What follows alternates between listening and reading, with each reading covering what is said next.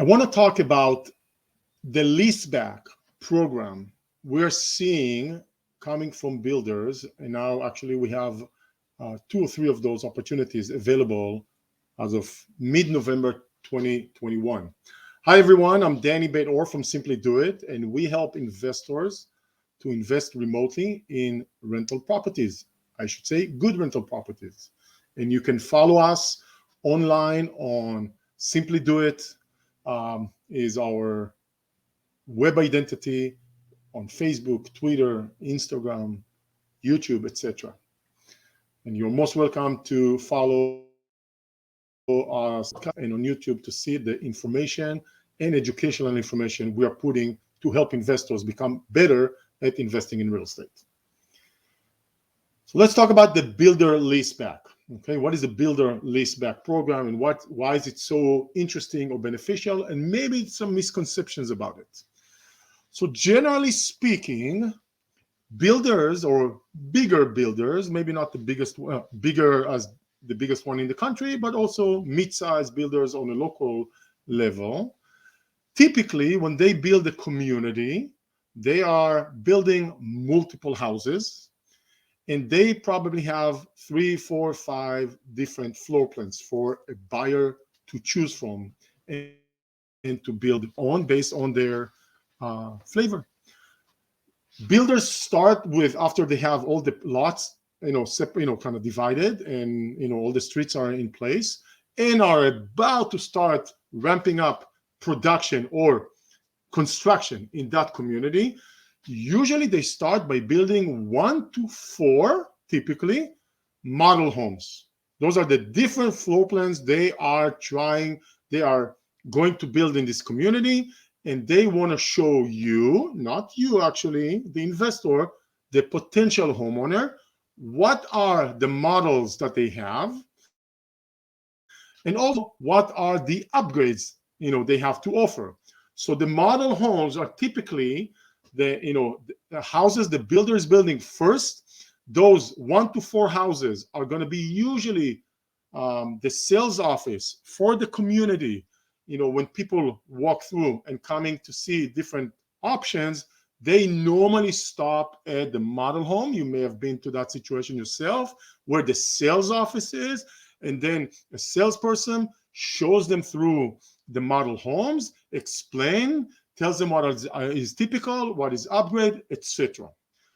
What are so nice about the model homes? Well, the first thing is usually they have all the bells and whistles. The basic model is whatever the builder is saying, the basic, and then there are the add-ons or the upgrades. For example, fence in the backyard. Could be an upgrade. For example, vaulted ceiling. For example, it's an upgrade. For example, upgrade appliances, or upgrade countertop, or upgrade cabinets. So those are the type of things, or flooring, or etc. So when potential buyers, and usually buyers, when I mean potential buyers coming through the community, they are homeowners looking to buy their own home. And the builder wants them to come into the model home and to get excited, because the model home is beautiful, it has all the bells and whistles, and the basic model doesn't look as attractive. It looks good, but not as attractive. So what the builders do, what the builders do many times, they build 1 to 4 such model homes, and they say, you know what, instead of me sitting on money here, I will sell it to someone, and I will list it back from that person, and I will use it for the next year and a half, maybe longer, as a sales office, which I'm not going to live in it. My family is not going to live in it. Nobody's going to live in it, because it's a sales office. It's actually a showroom, right? And so what the builders do is they come to investors like us, and they say, hey, will you list it back buy it, and I will list it back from you for a period of time. And they understand that their investors are looking for some upside and some cash flow, etc. And so they're willing to work out a deal. So if you're coming for this opportunity, which are not very common to see, I personally love it, because that means we have a beautiful house with all the bells and whistles, and then we have a tenant in place, and a good quality tenant, which actually is really going to take care of the property because that's their showroom, right? If something kind of peels off, they're going to come and patch it, and they have the people on site. So they're going to take care, good care of it, and they're going to pay the rent, and they're going to take care of some of the expenses potentially. You know, every deal is a little bit different. And after a year and a half, give or take, they will refresh the house, paint it, or do whatever it's necessary, and put it back, you know, to you, the owner, to do whatever you want. You want to sell it, you can do that. You want to keep it as a rental, you can most likely do that as well. So why is it so beneficial to consider buying a leaseback? Well, it's not always the best way for everybody. I have investors asking, why would I want to buy a leaseback, you know, a builder leaseback property when I'm looking to hold a property for 5, 10, 15 years? Well, in that case, maybe and maybe not. You know, if the cash flow makes sense to you, the builder is out, and we have a normal traditional rental, and the numbers work, then we can start with the leaseback with a builder, and then convert it into traditional rental. And if the numbers are okay, let's just keep it, no problem. If the numbers do not necessarily work, or they work well during the leaseback, but they're not as attractive during the traditional rental, you can definitely sell it and move on with your investment. So then comes one of my investors and says, hey, Danny, wait, what am I missing here? The ROI on the cash flow during the leaseback is pretty low, right? So why would I want to do this deal? Well, my answer is this.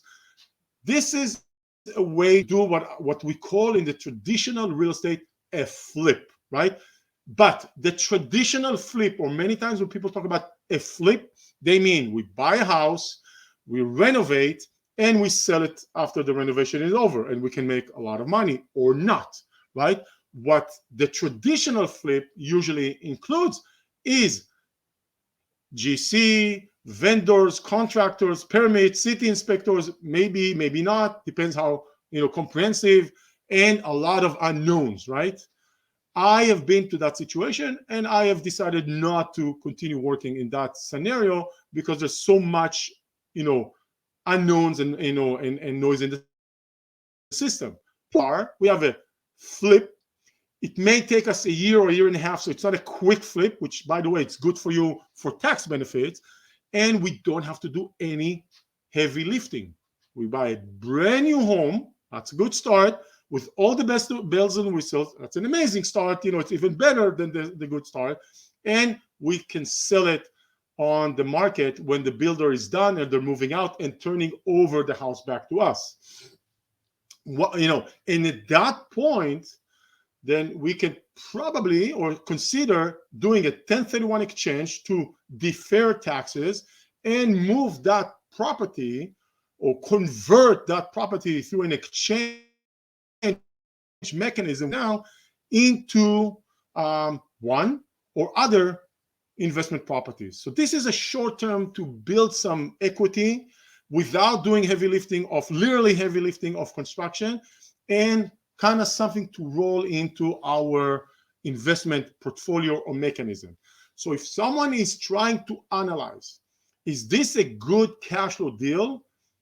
Probably it could be okay, to not something too amazing cash flow wise. But if you're looking on this transaction, for example, let's use an example from just these days. So we have a property the builder is looking to do a leaseback in the Birmingham, Alabama area. It's obviously brand new, and the builder is looking to sell it for to sell it for us, or the asking price is about $495,000, so just a little bit below $500,000, and then he's going to list it back for a period of 12 to 18 months, and during that time he's going to pay for the HOA. There's no maintenance on us because they're going to take care of it. The builder is going to take care of it. There is no management fee because we have one, you know, we don't really need a management because we have one tenant who's not actually living there, but's there all the time. There is no leasing fee because we have a tenant. So basically, as owners, we pay taxes, insurance, right? And maybe some miscellaneous expense here and there, something small, right? So that's very simple, you know, and of course, mortgage payment. So obviously that's a very simplistic scenario when someone is renting it in this, in this method. Now, the cash flow in this example is maybe $300 a month after everything, or maybe $400, which makes it about $3,000 to $4,000 a year cash flow wise. This is not exciting. This is okay, but it's not exciting. What's exciting to me is the projected selling price. So we project, and we can't promise, there's no guarantee, but we project that when the builder is out and surrender, it's called surrender the property back to us, we put it back on the market and we sell it for anywhere from $550 to $570, okay, and maybe a bit higher. So that means within, let's say, 12 to 18 months, we can net approximately $50,000, give or take, okay, plus some cash flow that we've got along the way, which is not a big deal. So around, let's say, $40,000 to $50,000 in profit. I'm using profit because we may exchange that, while we invested out of pocket about 130 or 120 on we chose to do.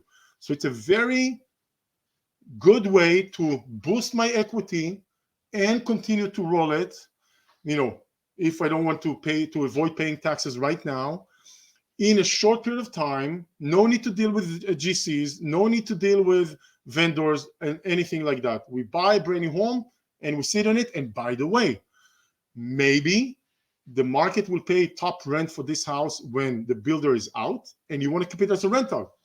No problem. You can do that as well. So it's up to you, and you can make that determination in a year and a half. So that's a very good mechanism to increase our equity within a short period of time, 12 to 18 months, give or take, without the heavy lifting, with much lower risk. Now, sometimes, and I have a whole session about it, about buying brand new home from the properties. Sometimes you have to understand that the builder wants a contract now. He may only complete the house in several months.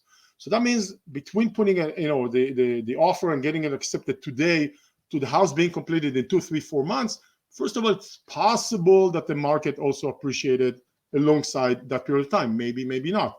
Also, we don't have to do any additional payments until the house is completed and ready to close. So that's good. And I talked about it in the other session about buying a new construction from the builder. You can watch or listen to that in order to better understand that process. So if you're analyzing this deal based on the cash flow, yeah, it's okay. It's far from being exciting, in my opinion.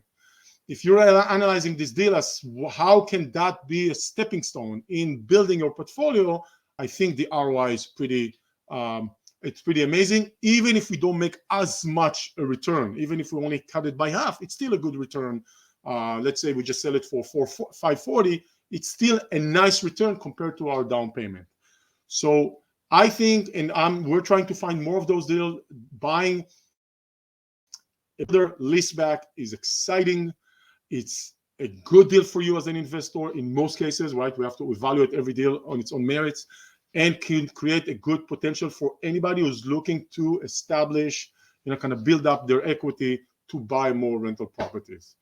Thank you for taking the time and listening, and I hope you gained a lot of information and knowledge about buying under the leaseback program. And I do want to reference another video I just did about buying new construction, which is separate from the leaseback. Just the whole concept of buying new constructions, I think there's a lot of misunderstanding how that works. So I invite you to watch that or listen to it if you're on the podcast, and to have a better understanding about buying rental properties from the builder as a new construction. Thank you very much. Have a terrific day, and I hope to talk to you soon or see you on the next video or podcast. Bye-bye, everyone.